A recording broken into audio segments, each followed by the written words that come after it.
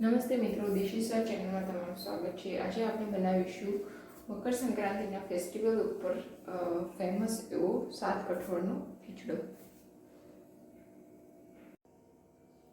7 તારનો ખીચડો બનાવવા માટે આપણે સૌપ્રથમ 1 વાટકો જેટલું 7 તારનું લઈશું।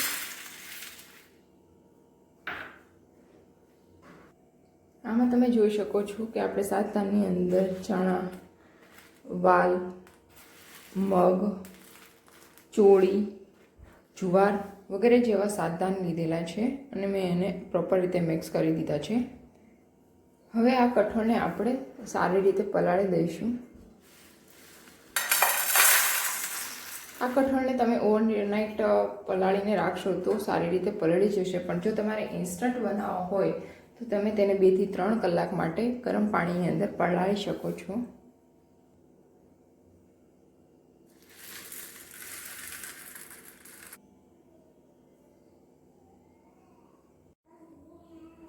તમે જોઈ શકો છો કે અહીંયા મેં બધા કઠોળને બાફી લીધા છે।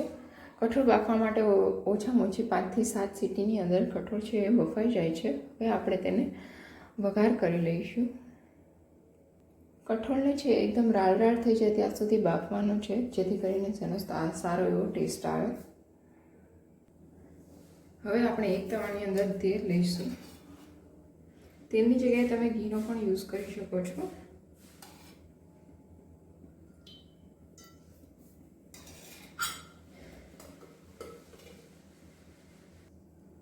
હવે તેલ ગરમ થઈ ગયું છે, તેમાં આપણે થોડી રાઈ નાખીશું।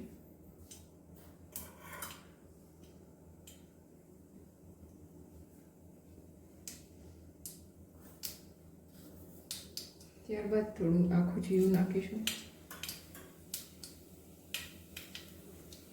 તજ લવિંગ નાખીશું અને આખું લાલ મરચું એડ કરીશું।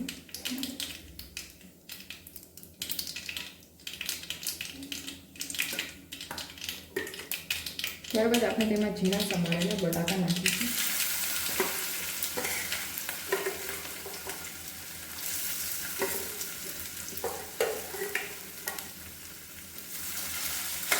તેને 5 થી 7 મિનિટ માટે સાંતળીશું।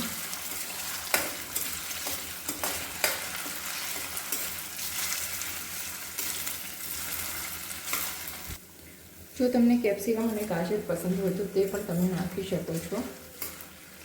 હવે જ્યાં સુધી બટાકા 70 થી 80% જેટલા સાંતળાઈ જાય ત્યાં સુધી તેને ધીમા ગેસે સાંતળવા દઈશું।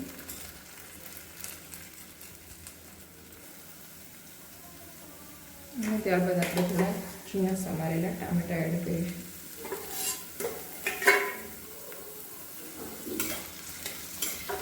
અને થોડી વાર માટે ચડવા દેવાના છે।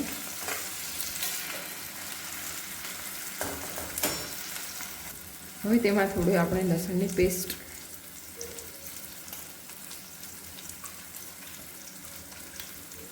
મરચાંની પેસ્ટ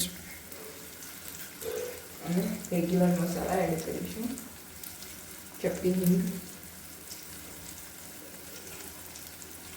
અડધી ચમચી લાલ મરચું, ચપટી ધાણા જીરું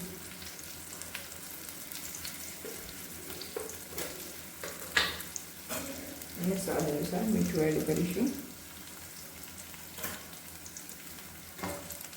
અને પ્રોપર મિક્સ કરી દઈશું।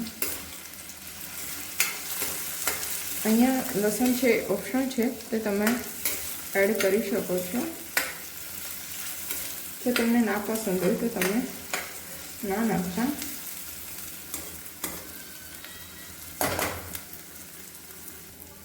હવે બટાકા અને ટામેટાં સળવાઈ ગયા છે,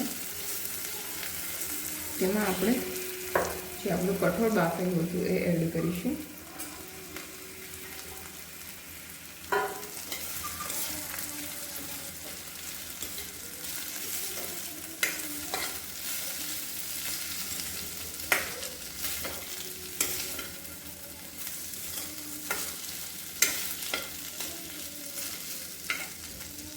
અને થોડી વાર માટે સાતળીશું।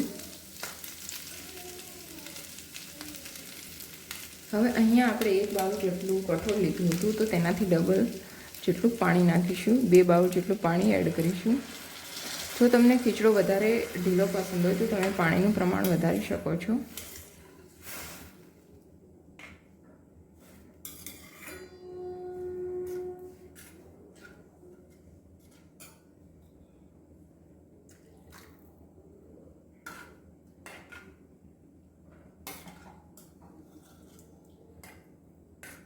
હવે 5 થી 7 મિનિટ માટે ચડવા દઈશું.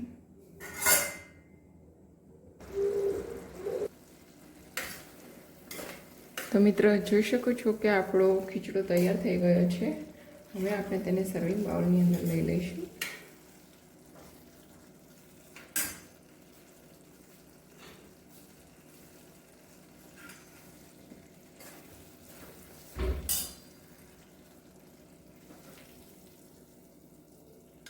આ ખીચડો ખાવામાં ખૂબ જ મીઠો લાગે છે. એકવાર તમે બનાવીને જરૂરથી ટ્રાય કરજો.